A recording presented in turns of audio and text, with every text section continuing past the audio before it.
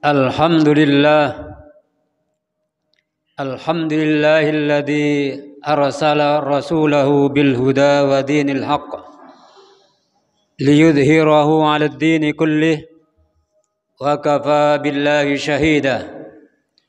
Asyhadu an la ilaha illallah wahdahu la syarika lah wa asyhadu anna Muhammadan abduhu wa rasuluh alladzi la nabiyya ba'dah. Allahumma salli wa sallim wa barik ala sayyidina Muhammad wa ala alihi wa ashabihi ajma'in wa ba'du. Qala Allah ta'ala fi kitabil karim, a'udzu billahi minasy syaithanir rajim. Wa addin fin nasi bil hajj ya'tuka rijalan wa ala kulli dhamirin ya'tina min kulli fajjin amik.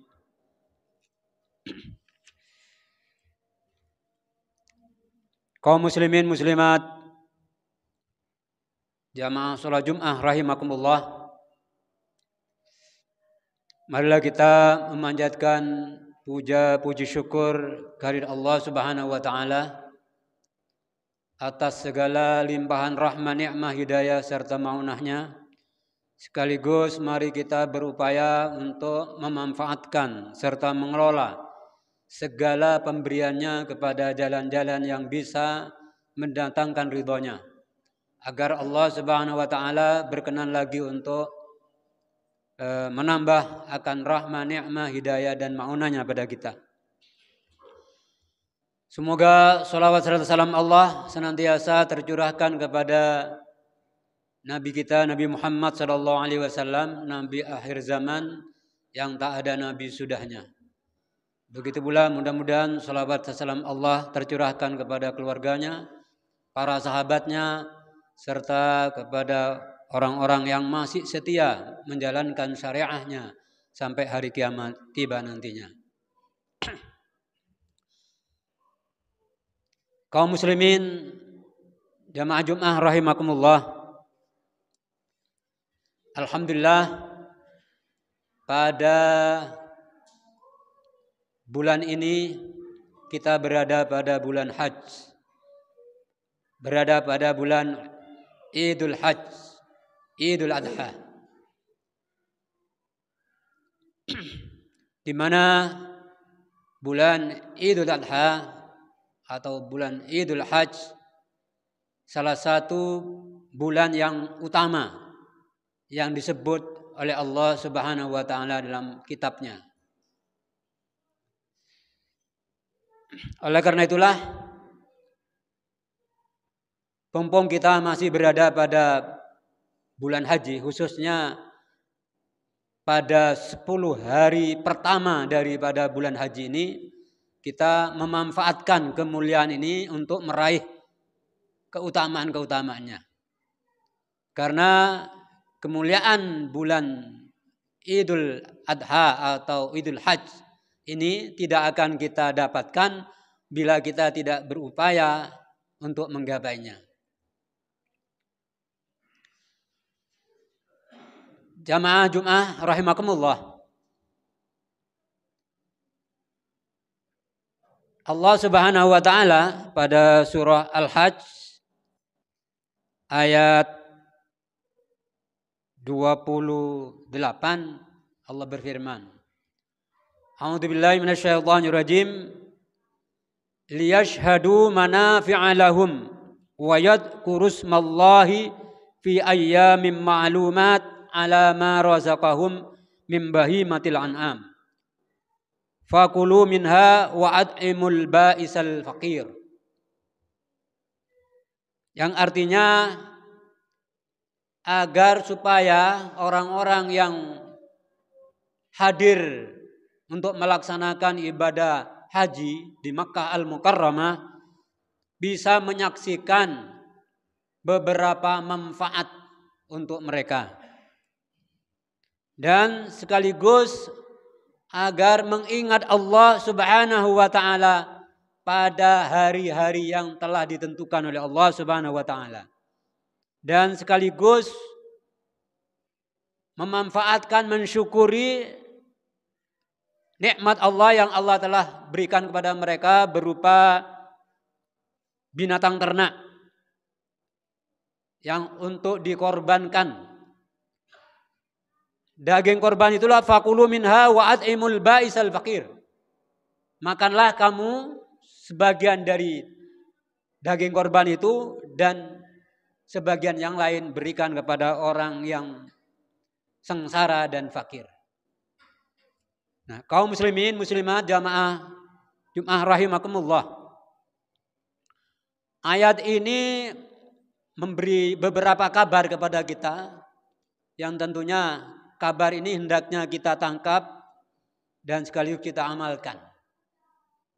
Bahwa orang yang melaksanakan ibadah haji ke Makkah akan mendapatkan beberapa manfaat, beberapa faedah, keuntungan, baik keuntungan duniawiyah maupun keuntungan ukhrawiyah. Keuntungan duniawiyah yang jelas jamaah haji bertemu dengan banyak saudara kita dari berbagai belahan dunia. Dan juga mereka mendapatkan sajian-sajian amaliyah yang kadang berbeda dengan amaliyah kita. Atau dengan kata lain, kita akan bertemu dengan saudara-saudara kita di Makkah Al-Mukarramah dengan bermacam karakter. Dan itu akan menambah wawasan dan toleransi terhadap diri kita, khususnya dikala kita kembali ke tanah airnya masing-masing.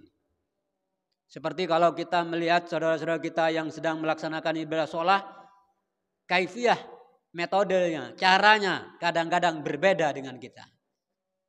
Nah, disitulah kita toleransi terbentuk, wawasan terbentuk. Lebih-lebih kalau kita bisa memanfaatkan apa yang kita lihat dan tidak sama dengan kita, lalu kita ingin tahu mencarinya, apa kok saudara kita melakukan itu? Wah, itu semakin banyak manfaat yang akan didapat secara duniawiah. Dan juga bagi orang yang berjamaah haji, secara hukum syariat, tidaklah mengapa kalau mereka di dalam melaksanakan ibadah haji sambil katakanlah umpamanya sambil berdagang. Tidak apa-apa, asalkan berdagang itu bukan tujuan pokok datang ke sana. Ini manfaat-manfaat dunia. Terus juga dari ayat ini akan diketahui bahwa manfaat duniawiyah yang akan didapat oleh orang yang melaksanakan ibadah haji adalah bisa menyembelih adam utamanya atau hewan korban, di mana hewan korban ini akan dimanfaatkan oleh orang-orang yang sangat membutuhkan, baik yang ada di Saudi Arabia maupun di negara-negara luar yang konon daging korban yang ribuan bahkan jutaan itu nanti pada saatnya akan disalurkan ke negara-negara tetangga, khususnya negara-negara yang ekonominya kurang baik. Nah, inilah manfaat-manfaat duniawiah yang akan didapatkan. Sementara manfaat untuk akhirat tentunya adalah pengampunan dari Allah Subhanahu wa taala. Karena kata Rasulullah sallallahu alaihi wasallam, orang yang melaksanakan ibadah haji dan hajinya mabrur diterima oleh Allah sebagai haji yang benar sesuai dengan syariatnya melaksanakannya, maka dia seperti bayi yang baru lahir. Maksudnya bersih dari dosa.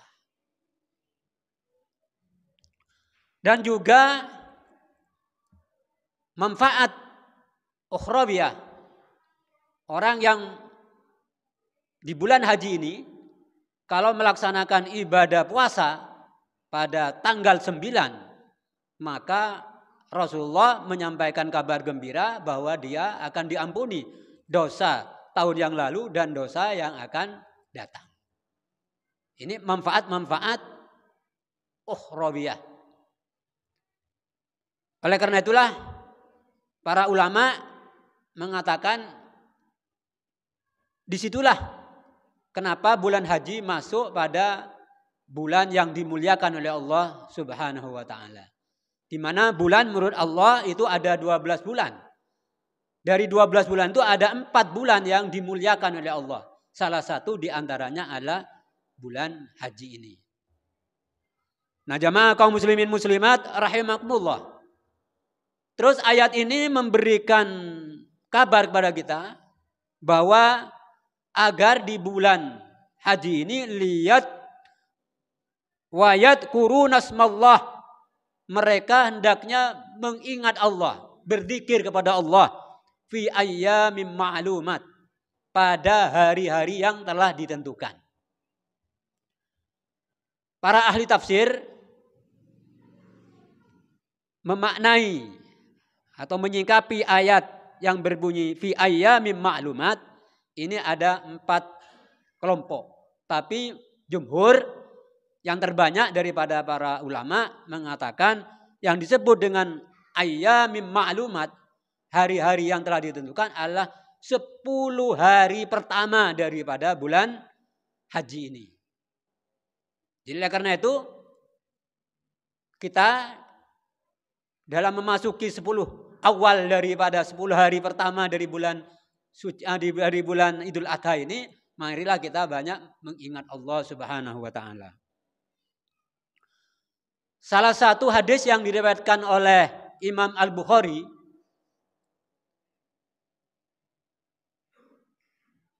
wa kana Ibnu Umar wa Abu Hurairah yahrujani ila suq fi ayyamil asri wa yukabbirani wa yukabbirun nas bitakbirhima. Jadi sahabat Nabi yang bernama Ibnu Umar dan Abu Hurairah, ini mereka berdua ini keluar menuju pasar pada 10 hari di awal bulan Idul Hajj ini, Idul Adha ini. Terus mereka berdua ini bertakbir. Nah, ketika manusia yang ada di pasar ini mendengar 2 sahabat utama Rasulullah SAW ini bertakbir, maka manusia yang ada di situ juga ikut bertakbir. Nah, kaum muslimin muslimat rahimakumullah, untuk menguatkan hadis ini ada hadis yang diriwayatkan juga oleh Imam At-Tirmidzi.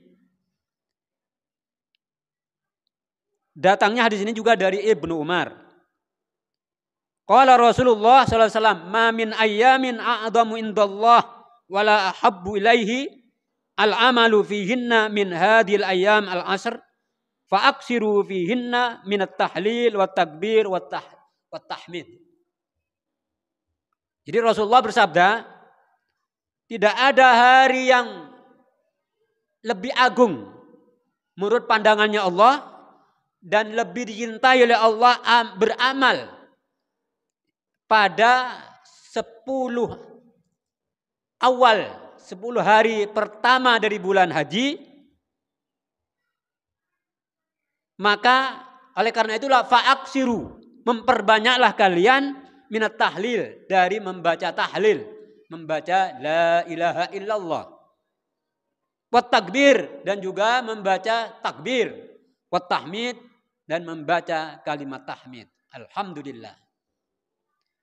Dari 2 hadis ini kita dapat mengambil pelajaran bahwa seyogianya bagi kita yang sedang memasuki 10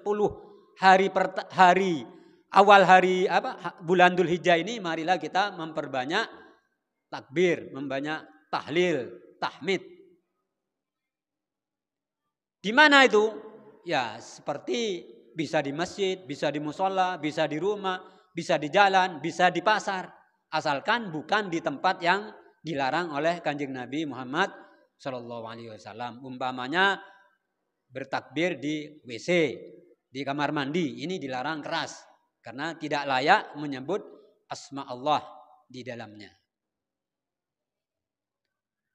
Nah, jamaah Jum'ah rahimakumullah.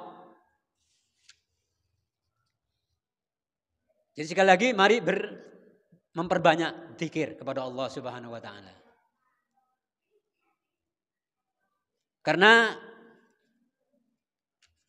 kalau melihat konteks hadis tadi bahwa membaca takbir yang dibaca oleh oleh Umar dan sahabat Ibnu Umar dan sahabat Nabi Abu Hurairah dan diikuti oleh manusia yang ada di pasar, ini tentunya punya makna, bisa dibaca secara perorangan sendiri-sendiri, juga bisa dibaca secara berjamaah.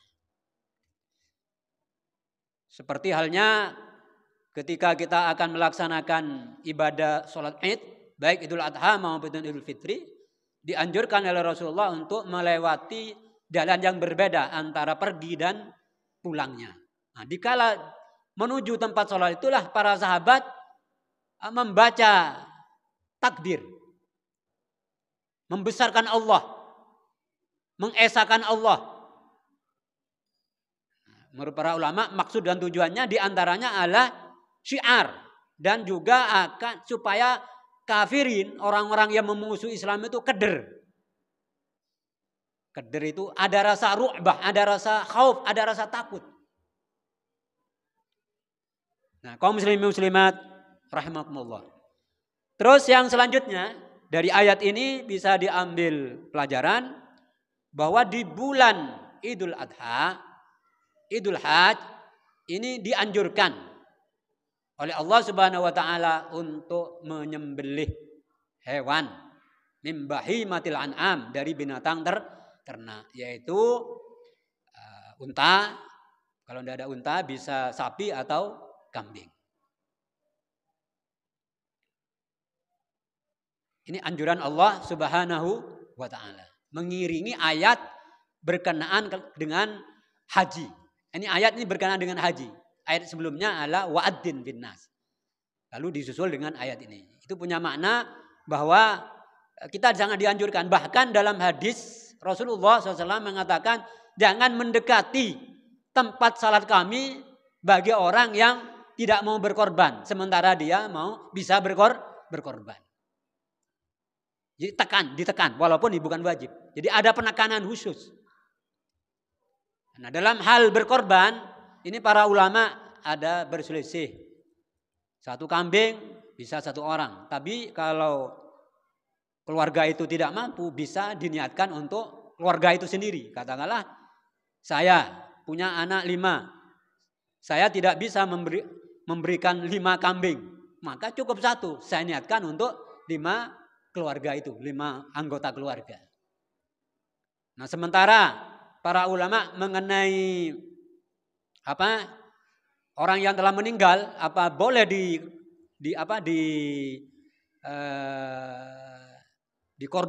diberi korban oleh ahli warisnya, oleh anaknya. Nah, ini ada 2 pendapat. Ada yang mengatakan boleh, ada yang tidak mengatakan tidak boleh. Nah, ini tergantung jenengan mana keyakinannya. Tapi yang jelas tekanannya kita hendaknya berkorban, menyembelih hewan. Bisa kambing, bisa sapi, bisa unta. Untuk apa? Nah, di sini Allah Subhanahu wa taala memberikan penjelasan, fakulu minha. Kamu makan dari hewan korban yang kamu korbankan. Seperti saya mengorbankan kambing, maka boleh saya mengambil sebagian dari daging kambing itu untuk saya dan keluarga saya. Sisanya, kata Allah, wa'at'imul ba'isal faqir. Berikan itu kepada orang-orang yang sengsara hidupnya dan juga fakir. Nah, jamaah Jum'ah rahimakumullah. Mudah-mudahan Allah Subhanahu wa taala senantiasa memberikan tambahan rahmah kepada kita serta hidayahnya, dan mudah-mudahan kita mampu melaksanakan firman Allah yang ada pada surah Al-Hajj ini, yaitu kita bisa mengambil manfaat dari kewajiban melaksanakan ibadah haji, baik manfaat duniawiyah maupun manfaat ukhrawiyah.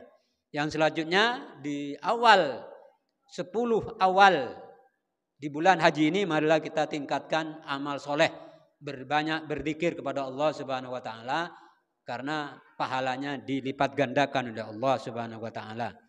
Terus rezeki yang kita punya, kalau mampu dengan rezeki itu untuk membeli hewan sembelian, kambing, sapi atau unta, mari kita berupaya untuk melaksanakannya. Sebagai bentuk ketaatan kita kepada Allah dan juga ketaatan kepada Rasulullah SAW. Dan juga sebagai bentuk kasih sayang terhadap orang-orang yang kehidupannya masih belum beruntung. Mudah-mudahan dengan ayat ini kita semuanya bisa melaksanakannya dan senantiasa di dalam hidayah Allah Subhanahu wa taala. Barakallahu li wa lakum fil Qur'anil Karim wastaghfiruh innahu wal ghafurur rahim.